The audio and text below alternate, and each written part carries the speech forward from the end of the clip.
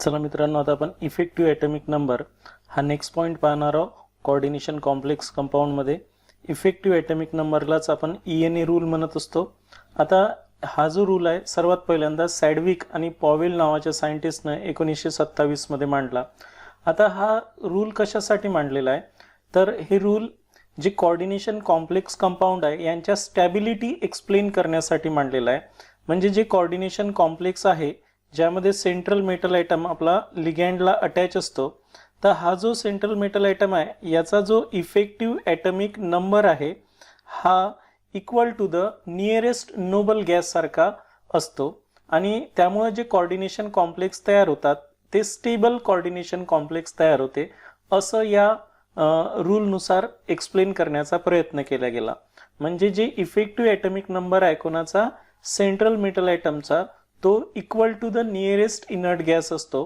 जसं 3D series असेल तर या 3D सिरीजचा जो मेटल असेल जो कोऑर्डिनेशन कॉम्प्लेक्स बनवते त्याचा इफेक्टिव्ह ॲटॉमिक नंबर हा 36 असेल क्रिप्टॉनच्या इतका. त्याच्यानंतर जर 4D सिरीजचा मेंबर असेल तर त्याचा इफेक्टिव्ह ॲटॉमिक नंबर असेल 54 झेनॉनच्या इतका असेल आणि जर 4D सिरीजचा असेल तर त्याचा रेडॉनचा जो 86 असतो इतका असेल रेडॉनचा. तर अशा प्रकारे तर हे नियरेस्ट इनर्ट गॅस सारखं जे इलेक्ट्रॉनिक कॉन्फिगरेशन अचीव करतात आणि त्यामुळे तो कोऑर्डिनेशन कॉम्प्लेक्स कंपाऊंड स्टेबल असतो असं या इफेक्टिव्ह ॲटॉमिक नंबरनुसार stability of coordination complex explain करण्यासाठी हा रूल मांडण्यात आला. पण लेटर ऑन असं लक्षात आलं की काही कोऑर्डिनेशन कॉम्प्लेक्स हे इफेक्टिव्ह ॲटॉमिक नंबर फॉलो न करता सुद्धा ते स्टेबल आहे जे इफेक्टिव्ह ॲटॉमिक नंबर फॉलो करतात त्यांच्यापेक्षाही. ठीक आहे, तर मग नेमकं हे इफेक्टिव्ह ॲटॉमिक नंबर कसा आहे, याला कशाला म्हणतो आपण एखाद्या सेंट्रल मेटल आयटमचा इफेक्टिव्ह ॲटॉमिक नंबर आणि तो कॅल्क्युलेट कसा केला जात असते हे इथे आपण समजून घेऊया. तर आता आपण जे सेंट्रल मेटल आयटम असते, जसं ॲटॉमिक नंबर सर्वांना माहिती आहे, आपण सिंपल डेफिनेशन करतो की एखादा ॲटम असेल तर त्याच्यापाशी जे टोटल नंबर ऑफ इलेक्ट्रॉन्स असतात ते म्हणजे त्याचा काय असतो, ॲटॉमिक नंबर असतो. तर आता इथे फक्त एक शब्द जास्त वापरला आहे, इफेक्टिव्ह ॲटॉमिक नंबर. हा कोऑर्डिनेशन कॉम्प्लेक्सेससाठी आहे. त्याच्यामुळे कोऑर्डिनेशन कॉम्प्लेक्समध्ये जो सेंट्रल मेटल आयटम आहे तो सेंट्रल मेटल आयटम जो लिगँडला अटॅच असतो तर त्याचा आपल्याला ॲटॉमिक नंबरच काढायचा आहे, पण तो इफेक्टिव्ह ॲटॉमिक नंबर या नावानं आपण कॅल्क्युलेट करणार आहोत. आणि म्हणून हेही टोटल नंबर ऑफ इलेक्ट्रॉन्सच असेल, टोटल नंबर ऑफ इलेक्ट्रॉन्सच असेल around central metal ions in a coordination complex is called as effective atomic number. म्हणून त्याला आपण इफेक्टिव्ह ॲटॉमिक नंबरच म्हणणार आहोत. आणि म्हणून याची डेफिनेशन आपण केलेली आहे, दी total number of electrons around the central metal items in a coordination complex is non as effective atomic number. मग नेमका हा इफेक्टिव्ह ॲटॉमिक नंबर आपण कॅल्क्युलेट कसा करत असतो, त्याच्यामुळे इफेक्टिव्ह ॲटॉमिक नंबर कॅल्क्युलेट करण्यासाठी एक फॉर्म्युला आहे. तो फॉर्म्युला असा आहे की जो आपला सेंट्रल मेटल आयटम असतो त्याचा ॲटॉमिक नंबर, त्याचा जो ॲटॉमिक नंबर असतो तो घेतो आपण. म्हणून atomic number of central metal item minus तो किती इलेक्ट्रॉन लॉस करतो तो म्हणजे त्याची ऑक्सिडेशन स्टेट जे आपण एक्स ने डिनोट करणार आहोत, प्लस त्याला लिगँड्स किती इलेक्ट्रॉन डोनेट करते म्हणजे total number of electrons donated by the ligands जे आपण वाय ने डिनोट करतो. त्याच्यामुळे Z minus X plus Y असं या फॉर्म्युल्यात येणार आहे. बघा, लक्षात ठेवायचं आहे. म्हणून इफेक्टिव्ह ॲटॉमिक नंबर कॅल्क्युलेट करण्यासाठी atomic number of central metal atom Z न डिनोट करतो, minus oxidation state of central metal atom आपण एक्स न डिनोट करतो, plus total number of electron donated by the ligands आपण वाय ने denote करतो. त्यामुळं इफेक्टिव्ह ॲटॉमिक नंबर कॅल्क्युलेट करण्याचा हा फॉर्म्युला आहे Z minus X plus Y, where Z is the atomic number of central metal atom, X is the number of electron loss by the metal atom म्हणजेच oxidation state, आणि Y is the total number of electrons donated by the ligands to the central metal atom. ठीक आहे, तर आता हे जे effective atomic number आहे जो valid for the central metal कॅटायन्स possessing equal number of electrons with that of rare gas.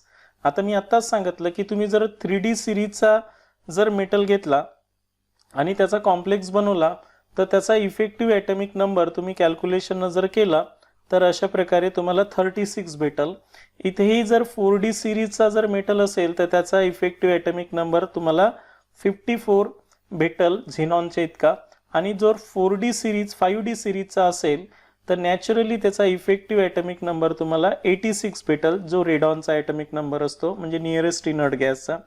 आणि त्यामुळे आपण काही प्रॉब्लेम सॉल्व्ह करून पाहूया की जे इफेक्टिव्ह ॲटॉमिक नंबर कॅल्क्युलेट कसे केले जात असते. तर जसं प्रॉब्लेम नंबर फर्स्ट आहे तुमच्या समोर, कोबाल्ट हेक्झा अमोनियम क्लोराईडवाला जो कॉम्प्लेक्स आहे, तर त्यासाठी आपल्याला कोबाल्टचा ॲटॉमिक नंबर माहिती पाहिजे Z, त्यानंतर याची ऑक्सिडेशन स्टेट म्हणजे X, आणि टोटल नंबर ऑफ लिगँड्स तर माहिती आहे आपल्याला 6 आहे. तर 2 × 6 म्हणजे टोटल नंबर ऑफ लिगँड जे आहे त्यांनी इलेक्ट्रॉन्स किती डोनेट केले हे माहिती पाहिजे. तर सर्वात पहिल्यांदा ॲटॉमिक नंबरसाठी आपल्याला 3D सिरीज पार्ट पाहिजे. 3D सिरीज आपण टेक्निकली लक्षात ठेवलं होतं स्क, टी, व, कर, मन, फे, को, नी, कू, झन आहे की नाही. तर त्याच्यामुळं 21, 22, 23, 24, 25, 26 आणि 27 आपला इथे कोबाल्ट आहे. तर त्याचा ॲटॉमिक नंबर आपण 27 घेणार आहोत. त्यानंतर आपण याची ऑक्सिडेशन स्टेट कॅल्क्युलेट करू. ऑक्सिडेशन स्टेट कॅल्क्युलेट करण्यासाठी ऑलरेडी मी पहिले 2 लेक्चर त्याच्यावरच घेतलेले आहे ऑक्सिडेशन स्टेट, कारण ऑक्सिडेशन स्टेट तुम्हाला इफेक्टिव्ह ॲटॉमिक नंबरमध्येही यूज होते आणि IUPAC नॉमेनक्लेचरमध्ये यूज करायचा आहे. तर ऑक्सिडेशन स्टेट काढण्यासाठी आपण हा जो कॉम्प्लेक्स आहे, हा कॉम्प्लेक्सचा कोबाल्टचा ऑक्सिडेशन स्टेट काढणार आहोत, म्हणजे त्यानं किती इलेक्ट्रॉन्स डोनेट केले कॉम्प्लेक्स तयार करत असताना. त्यासाठी आपण यासाठी X घेणार आहोत. नंबर ऑफ लिगँड्स आपले 6 आहेत, अमोनिया प्लस 3 क्लोरीन ॲटम्स आहेत त्याला अटॅच, आणि इक्वल टू आपण 0 घेत असतो. X प्लस अमोनिया न्यूट्रल लिगँड्स आहे त्याच्यासाठी आपण 0 घेतो. क्लोरीन निगेटिव्ह लिगँड्स आहे त्याच्यासाठी -1 घेतो. त्यामुळं X plus 0 -3 is equal to 0 आणि X इज इक्वल टू +3. त्याच्यामुळे याची ऑक्सिडेशन स्टेट आपली आलेली आहे +3, म्हणजे X ची किंमत आहे हे. ठीक आहे. नंतर आपल्याला माहितीच आहे की इथे 6 मोनोडेंटेड लिगँड्स आहे. अमोनिया हे मोनोडेंटेड लिगँड्स आहे आणि हे 6 असल्यामुळं 2 × 6 म्हणजे 12 इलेक्ट्रॉन्स ते काय करतात डोनेट करतात. त्याच्यामुळं Y ची किंमत तुमची 12 आहे. इथे टाकू आपण Z -X + Y यांच्या किमती इथं पुटअप केल्या. पुटअप केल्यानंतर कोबाल्टचा ॲटॉमिक नंबर 27 आहे. 27 ऑक्सिडेशन नंबर 3 आहे आणि 12 इलेक्ट्रॉन्स त्यानं डोनेट केले. त्याच्यामुळे 24 + 12 म्हणजे 36. त्याच्यामुळे इथं जो कोबाल्ट आहे हा इफेक्टिव्ह ॲटॉमिक नंबर याचा 36 दाखवून राहिलेला आहे. त्याच्यामुळे हा EAN रूल फॉलो करतो. हा क्रिप्टॉन सारखं आपलं 36 electronic configuration nearest inert gas सारखं अचीव करतो. त्याच्यामुळं नेक्स्ट दुसरा आपण जर इफेक्टिव्ह ॲटॉमिक नंबर कॅल्क्युलेट करण्यासाठी नेक्स्ट प्रॉब्लेम घेऊ आपण. क्रोमियमचा काढू इथे K2Cr C2O4/3 या कॉम्प्लेक्समध्ये. तर सर्वात पहिल्यांदा मी आत्ताच सांगितलं की तुम्हाला याच्यासाठी 3D सिरीज माहिती पाहिजे स्क, टी व कर. बरोबर आहे. 21, 22, 23 आणि 24. 24 त्याचा ॲटॉमिक नंबर आहे. त्याच्यामुळे झेडची किंमत आपण सिरीजहून माहिती करणार आहोत. ऑक्सिडेशन स्टेट कॅल्क्युलेट करायचा आहे K2Cr C2O4/3 या कॉम्प्लेक्सचं ऑक्सिडेशन स्टेट कॅल्क्युलेट करण्यासाठी X + 2 × C2O4 = 0 plus twice potassium आहे तिकडे. पोटॅशियमसाठी आपण +1 घेत असतो. X ज्याचा काढायचा आहे आणि हा डायडेंटेड लिगँड आहे C2O4 डायडेंटेड लिगँड्स आहे म्हणून त्याच्यासाठी -2 घेतो. आणि म्हणून इथे आपण काय घेणार आहोत 3 आहे ना हे 3 × -2 इज इक्वल टू 0. त्याच्यामुळे 2 + X - 6 is equal to 0. X is equal to +4. त्याच्यामुळे ऑक्सिडेशन स्टेट काय आली +4. म्हणजे तुमच्या लक्षात आलं असेल की तुम्हाला ऑक्सिडेशन स्टेटही कॅल्क्युलेट करणं खूप महत्त्वाचं आहे. त्यानंतर हा बायडेंटेड लिगँड्स आहे आणि बायडेंटेड लिगँड्स असल्यामुळं एक लिगँड्स 2 इलेक्ट्रॉन पेअर डोनेट करते म्हणजे 4 इलेक्ट्रॉन डोनेट करत असते. आणि 4 इलेक्ट्रॉन जर डोनेट करत असेल बायडेंटेड असल्यामुळं तर 3 आहेत. त्याच्यामुळे टोटल 12 इलेक्ट्रॉन्स आहे.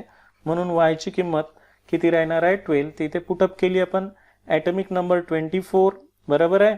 त्याच्यानंतर ऑक्सिडेशन नंबर 4 आणि 12 इलेक्ट्रॉन्स डोनेट केले, त्याच्यामुळे याचा आन्सर किती येणार आहे 32 आन्सर येईल. आणि म्हणून या कॉम्प्लेक्समध्ये जो क्रोमियम आहे हा 32 इलेक्ट्रॉन्स त्याच्या इफेक्टिव्ह ॲटॉमिक नंबर आहे, effective atomic number. But it is not followed the effective atomic rule. Krypton 36 हा वाला फॉलो करत नाही. म्हणजे असं काही नाही की कॉम्प्लेक्स जे बनतात ते सर्वच्या सर्व इनर्ट गॅससारखंच, नियरेस्ट इनर्ट गॅससारखंच आपलं इफेक्टिव्ह ॲटॉमिक नंबर आणल. म्हणजे बरेचसे असे कॉम्प्लेक्स आहे जे हे रूल व्हॅलिड करतात. जसं इथे पहा, validity of effective atomic number of few metals, बरेचसे मेटल्स हे व्हॅलिड दाखवतात. जसं आपण इथेही सांगितलं आहे तुम्हाला की पहिले तर सिरीज पार्ट ठेवायची आहे. स्क, टी, व, कर, मन, फे, को, नी, कु, झन ही वाला. तर तुम्हाला माहिती आहे 21, 22, 23, 24, 25, 26, 27, 28, 29 आणि 30 हे 3D सिरीज आहे तुमची. तर 3D सिरीज हे अतिशय महत्त्वाची आहे. जसं आता इथे आपण निकेलचा कॉम्प्लेक्स दिलेला आहे, आपल्याला आयर्नचे कॉम्प्लेक्स दिलेले आहेत, त्यांचा इफेक्टिव्ह ॲटॉमिक नंबर म्हणजे झेड हे माहिती पाहिजे आपल्याला. तर जसं निकेल टेट्राकार्बोनिल, इथे बघा हा वाला फॉर्म्युलाच तयार करा. Z minus X plus Y is equal to ENA आहे की नाही. तर इथे ॲटॉमिक नंबर किती आहे याचा 28 आहे. आणि कोबाल्ट हा न्यूट्रल असल्यामुळे टोटल किती राहणार आहे 0. म्हणून याची ऑक्सिडेशन स्टेट काय राहणार आहे 0. प्लस याच्यापाशी किती लिगेंड्स आहे 4 लिगेंड्स आहे, त्याच्यामुळे 8 इलेक्ट्रॉन देतील आणि त्याच्यामुळे याचा आन्सर किती येईल 36. इथे बघा आता तोंडीच कॅल्क्युलेट करायचं आहे आपल्याला. Fe कोणत्या नंबरला आहे 26, ज्याचा झेड काय 26 आहे. मायनस याची ऑक्सिडेशन स्टेट काढायची आहे. तर सायनाइड मोनोनिगेटिव्ह असते, हे -6 तिकडे गेले तर काय होईल +6, +6 -4 म्हणजेच किती येईल +2. आणि म्हणून याची ऑक्सिडेशन स्टेट किती आलेली आहे +2. आणि +6 लिगँड असल्यामुळे किती इलेक्ट्रॉन देतील 12. आणि त्याच्यामुळे याचाही आन्सर काय येईल 36. इथेही पहा कोबाल्ट 27 आहे 7, त्याच्यामुळे आपण झेडची किंमत 27 घेतली. इथे बघा अमोनिया न्यूट्रल असल्यामुळे हे तर 0च राहील, इक्वल टू +3. म्हणून याची ऑक्सिडेशन स्टेट 3 आहे. प्लस यानं लिगँड्स किती दिलेले आहेत, इलेक्ट्रॉन्स किती दिलेले आहेत 6 लिगँड असल्यामुळे मोनोडेंटेड 12 इलेक्ट्रॉन्स देतील आणि त्याच्यामुळे याचाही इफेक्टिव्ह ॲटॉमिक नंबर 36 येईल. झिंक बघा शेवटचा मेंबर आहे 30 आहे त्याचा, तर त्याच्यामुळे आपण 30 घेतला आहे. ऑक्सिडेशन स्टेट +2 आहे, +2 कारण अमोनिया 0 असते, तिकडे गेलं तर +2च राहणार आहे. प्लस नंबर ऑफ मोनोडेंटेड लिगँड्स किती आहे इथे 4, त्याच्यामुळे 8 इलेक्ट्रॉन्स, म्हणून टोटल इज इक्वल टू 36. इथे बघा प्लॅटिनियम हा 5D सिरीजचा मेंबर आहे, 78 त्याचा ॲटॉमिक नंबर आहे. ऑक्सिडेशन स्टेट याची +4 आहे.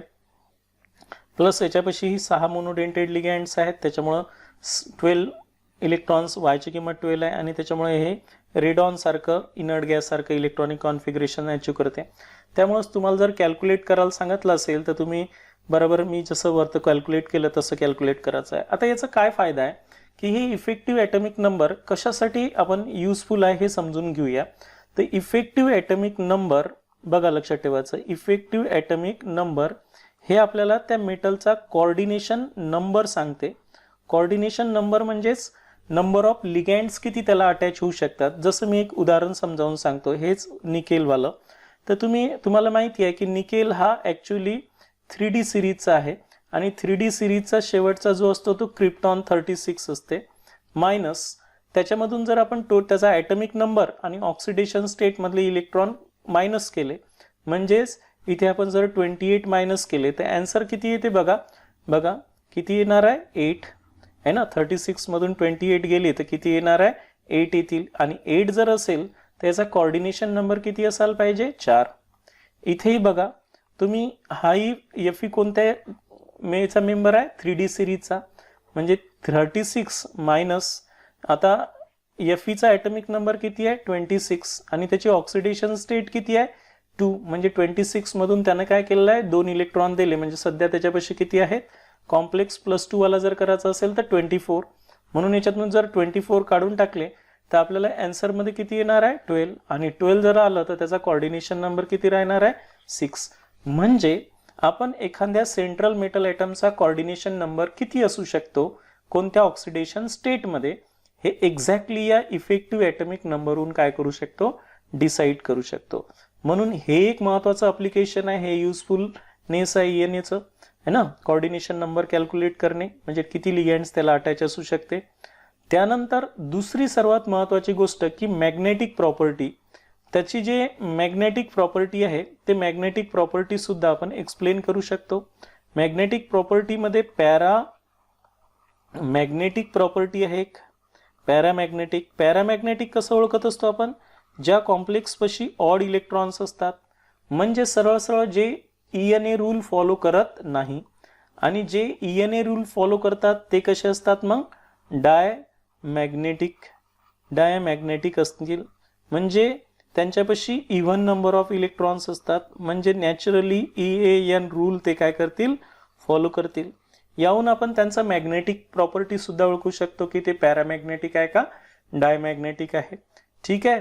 आणि म्हणून हे दोन महत्त्वाचे युजफुल ॲप्लिकेशन्स आपल्याला इफेक्टिव्ह ॲटॉमिक नंबरनुसार भेटतात. त्यामुळे आपण हा जो इफेक्टिव्ह ॲटॉमिक नंबर आहे हा स्टॅबिलिटीच्या ऐवजी याचा कोऑर्डिनेशन नंबर किती असू शकते आणि त्याची मॅग्नेटिक प्रॉपर्टी तो पॅरामॅग्नेटिक आहे का डायमॅग्नेटिक आहे हे डायरेक्टली आपण डिसाईड करू शकतो. म्हणून इथे खाली मांडलेलंच आहे आपण, ENA rule is useful to find out the number of possible ligands around the central metal atom, म्हणजे त्याचा कोऑर्डिनेशन नंबर किती लिगँड्स त्याच्या भोवताली असू शकतात हे आपण सांगू शकतो. Also it is use to calculate the magnetic properties, त्याची मॅग्नेटिक प्रॉपर्टी काय असेल हे सांगू शकतो. जसं if any complex obeys the ENA rule it is diamagnetic, त्यानं जर ENA रूल ओबे केला तर तो डायमॅग्नेटिक असेल, आणि if does not obeys the ENA rule it is paramagnetic. जर ओबे करत नसेल ENA रूल म्हणजे ऑड इलेक्ट्रॉन असेल तर तो paramagnetic. There are few complexes, बरेचसे कॉम्प्लेक्सेस असे असतात जे व्हायोलेट करतात ENA रूलला, पण ते स्टेबल आहेत, आहे की नाही. स्टेबिलिटी हा मेन क्रायटेरिया नाही आहे, पण हे स्टेबिलिटीसाठीच एक्सप्लेन करण्यासाठी हे ENA रूल मांडला होता. म्हणजे ENA हे नियरेस्ट इनर्ट गॅस एवढे ॲटॉमिक नंबर्स सारखं त्या सेंट्रल मेटल आपले इलेक्ट्रॉन आणतात त्यासाठी मांडला होता. पण बरेचसे असे कॉम्प्लेक्स आहे की हे रूल फॉलो करत नाही. जसं आपण खाली पाहणार आहोत की जसे हे 3 कॉम्प्लेक्सेस दिलेले आहे, तर इथे तुम्हाला माहिती आहे की Z - X + Y is equal to ENA. तुम्ही या फॉर्म्युल्यात हे किमती टाकल्या तर इथं 35 येईल, या फॉर्म्युल्यात ही किंमत टाकली तर याची 35 येईल, या फॉर्म्युल्यात ही किंमत टाकली तर याची 86 येईल. पण इथे हे फॉर्म्युले जरी असेल तर इथे हे ENA रूल फॉलो करत नाहीत. ENA रूल फॉलो करत नाही म्हणून हे स्टेबल आहे का नाही असं नाही आहे. स्टॅबिलिटी जो आहे तो ENA रूलूनच एक्सप्लेन केला जाते असंही नाही आहे. की काही कॉम्प्लेक्स असे आहे की जे ENA रूल फॉलो करत नाही. जसं एक उदाहरण सांगतो तुम्हाला की K3FeCN/6 हा वाला जो कॉम्प्लेक्स आहे जिथे Fe ट्रायपॉझिटिव्ह स्टेटमध्ये आहे, तर याचा जर इफेक्टिव्ह ॲटॉमिक नंबर आपण कॅल्क्युलेट केला तर हा 35 भेटतो. आणि K4FeCN/6 हा वाला एक कॉम्प्लेक्स आहे ज्यामध्ये Feचा ऑक्सिडेशन स्टेट +2 आहे आणि हा EAN रूल फॉलो करतो, बरोबर आहे 36. मग याचा अर्थ हा स्टेबल असायला पाहिजे होता, परंतु हा वाला कॉम्प्लेक्स जो आहे हा मोर स्टेबल आहे. कोणता वाला? वरचा वाला कॉम्प्लेक्स हा मोर स्टेबल आहे. म्हणून एखादा कंपाऊंड ENA रूल फॉलो करत नाही म्हणून तो स्टेबल आहे नाही असं नाही आहे. ॲक्च्युली काही ENA रूल फॉलो न करतात ते ENA रूलपेक्षा जे ENA रूल फॉलो करतात त्यांच्यापेक्षाही स्टेबल असतात. जसं एक उदाहरण सांगितलं आहे, तर याला वेगळं फॅक्टर रिस्पॉन्सिबल आहे, तर ते नंतर आपण पाहणारच आहोत, factor affecting on stability of कॉम्प्लेक्सेसमध्ये. पण इथे तुम्हाला ENA रूल महत्त्वाचा होता, तो समजून घ्यायचा होता. ENA रूलचे 2 महत्त्वाचे ॲप्लिकेशन्स आहे की आपण नंबर ऑफ पॉसिबल लिगँड्स किती अटॅच असू शकतात म्हणजे त्याचा कोऑर्डिनेशन नंबर त्या सेंट्रल मेटल ॲटमचा कॅल्क्युलेट करू शकतो. त्यानंतर दुसरं त्याचं मॅग्नेटिक प्रॉपर्टी एक्सप्लेन करू शकतो अशा प्रकारे. आता यानंतर मी अजूनही ऑब्जेक्टिव्हचे काही टेस्ट आहेत ते टाकणार आहोत. मी तुम्हाला सांगितलं आहे की तुम्ही घरी राहूनच नीट JEEची तयारी करू शकता आणि माझ्या साईटवर तुम्ही जर ऑब्जेक्टिव्हचं प्रिपरेशन्स करायचं असेल तर थेअरी आणि ऑब्जेक्टिव्हचं कॉम्बिनेशन मी दिलेलं आहे. असं कॉम्बिनेशन डिटेलमध्ये तुम्हाला यूट्यूबवर कुठंच दिलेलं नसेल, बरोबर आहे. कारण मी जे लेक्चर देऊन राहिलो हे लेक्चर लोक जे प्रायव्हेट कोचिंग आहे ते लाखो रुपये देऊन राहिलेले आहेत. त्यामुळं तुम्ही जरी हे फ्री असेल तर आपल्याला फ्रीचं महत्त्व राहत नाही आणि म्हणून आपण याला काही इग्नोर करतो आहे की नाही. त्याच्यामुळं थोडं कॉन्सन्ट्रेशन रीड करा, स्वतःच नोट्स काढण्याचा प्रयत्न करा. काही तुमच्या डिफिकल्टीज असेल तर मला इन्फॉर्म करा, मी तुम्हाला त्या सॉल्व करून पुन्हा अपलोड करेल, बरोबर आहे. पण तुम्हाला स्वतःचं प्रिपरेशन्स करायचं आहे आणि तुम्ही जर या चॅनलवर पूर्ण व्यवस्थितपणे रीड केलं आणि स्वतः हा ऑब्जेक्टिव्ह सोडून पाहिले तर तुम्हाला कोणताही प्रायव्हेट कोचिंग क्लास लावायची गरज नाही. तुम्ही इझिली प्रिपेअर्ड करून आपलं स्वतःचं प्रिपरेशन करू शकता.